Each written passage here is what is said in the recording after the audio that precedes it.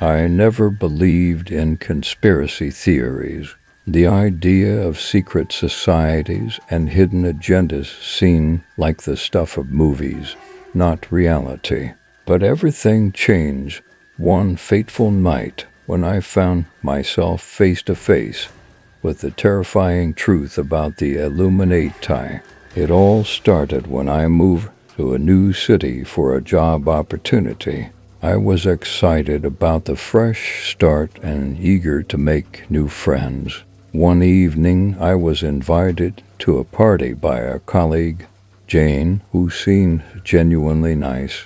She mentioned that some interesting people would be there and that it would be a great networking opportunity. The party was held in a luxurious penthouse overlooking the city.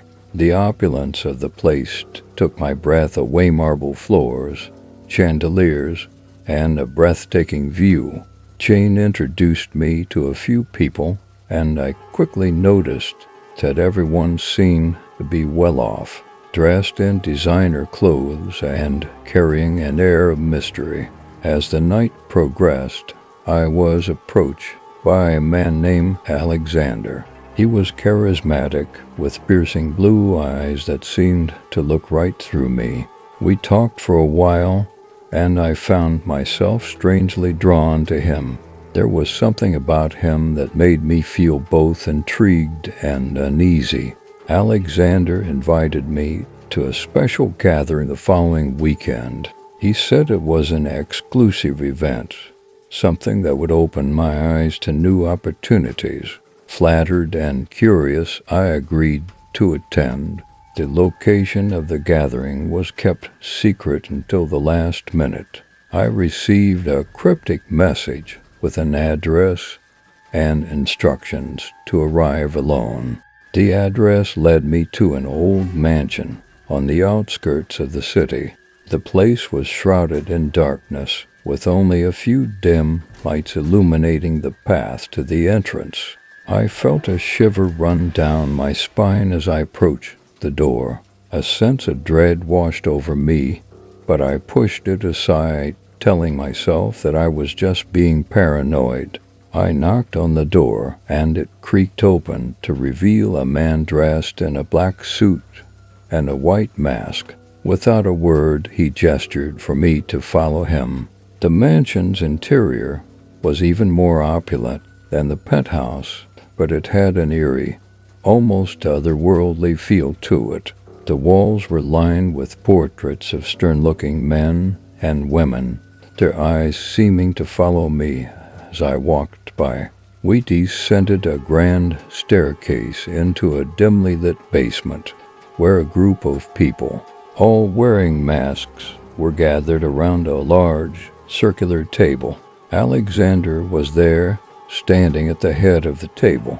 He greeted me with a smile and handed me a mask, instructing me to put it on. I complied, my heart pounding in my chest. As I took my place at the table, I noticed strange symbols etched into the surface, symbols that seemed to pulse with a sinister energy. Alexander began to speak, his voice calm and measured. He spoke of power, control, and the need for secrecy. He explained that the Illuminati was not just a myth, but a real and powerful organization that had been shaping the world for centuries. He spoke of their influence over governments, economies, and even the media. As he talked, I felt a growing sense of unease. This was no ordinary gathering. It was a recruitment ceremony. The people around the table were members of the Illuminati, and they were offering me a chance to join their ranks. The air grew thick with tension as Alexander described the initiation process. It involved pledging absolute loyalty to the organization and participating in a ritual that he assured me was nothing to worry about.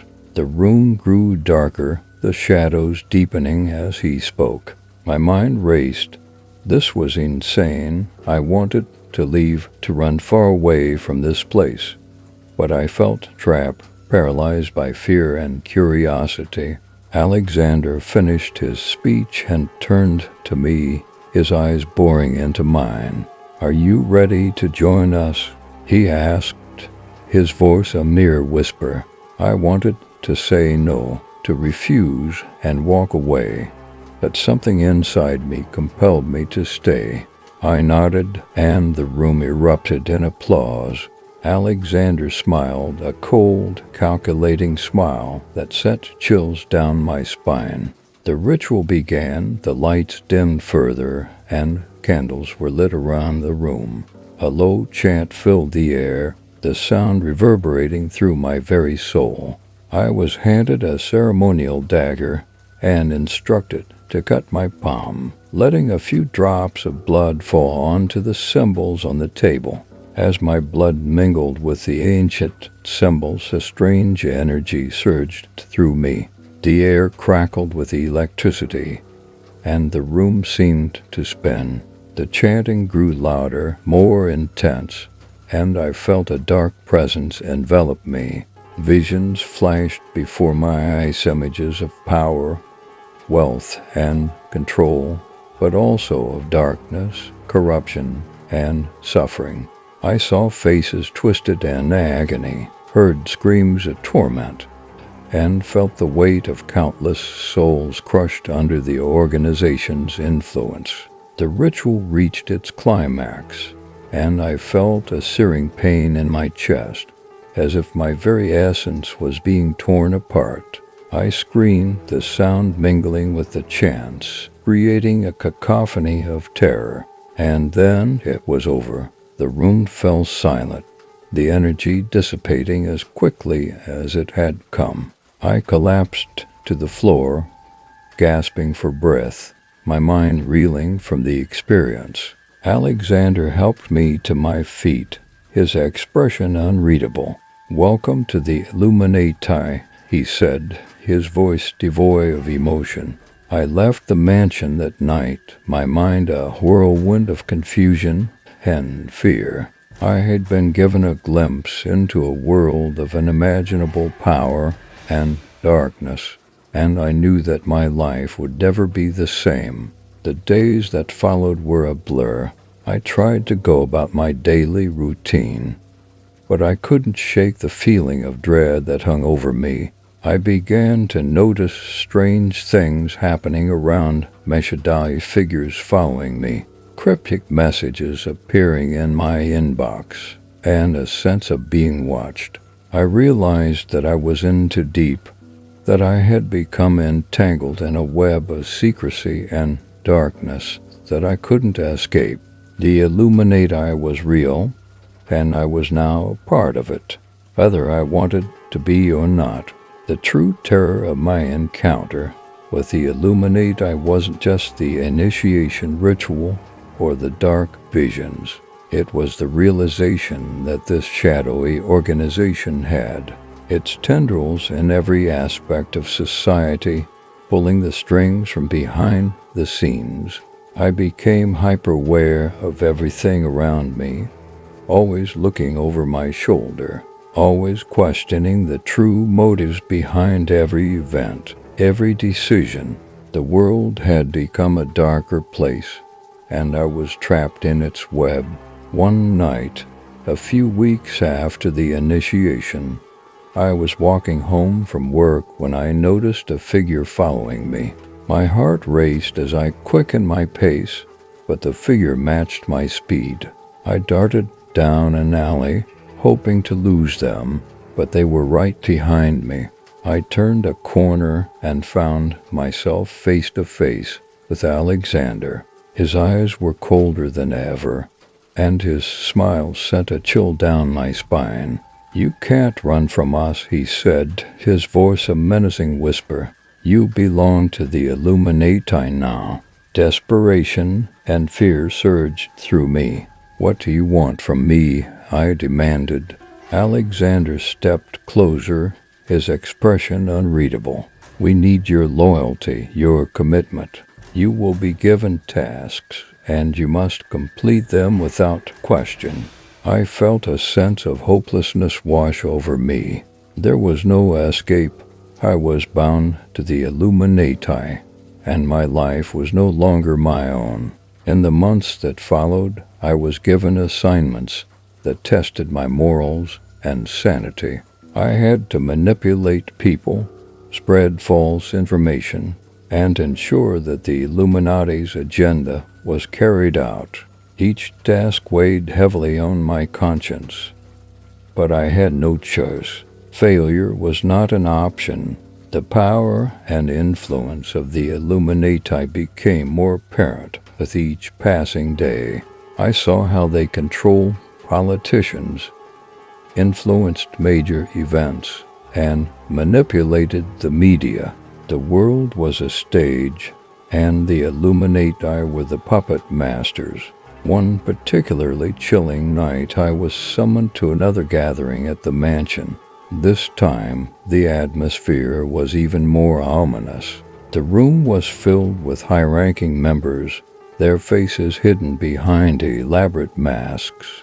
Alexander approached me with a grave expression.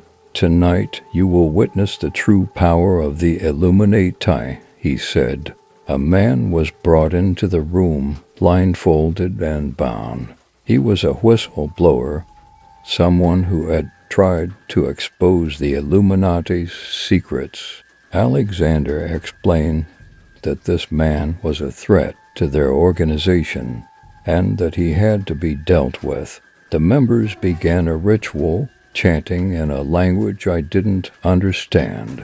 The energy in the room grew intense, and I felt a dark force enveloping us. The men screamed as the ritual reached its climax, and then there was silence. The man's lifeless body lay on the floor, and the room was filled with a sense of finality. The Illuminati had demonstrated their power, and the message was clear. Betrayal would not be tolerated. I left the mansion that night with a heavy heart, knowing that I was part of something far darker and more powerful than I had ever imagined. The Illuminati was a force to be reckoned with, and there was no escaping their grasp. To this day, I am still bound to the Illuminati, carrying out their orders and living in constant fear. The shadows of their influence are everywhere, and I know that my life is forever changed. The terrifying truth about the Illuminati is that they are real, and their reach is vast. They control the world from behind the scenes, shaping events to suit their agenda. And once you're in, there's no way out. I share my story as a warning to others. The world is not as it seems, and the Illuminati are always watching. Have you ever encountered a secret society or experienced something you can't explain? Share your stories in the comments below.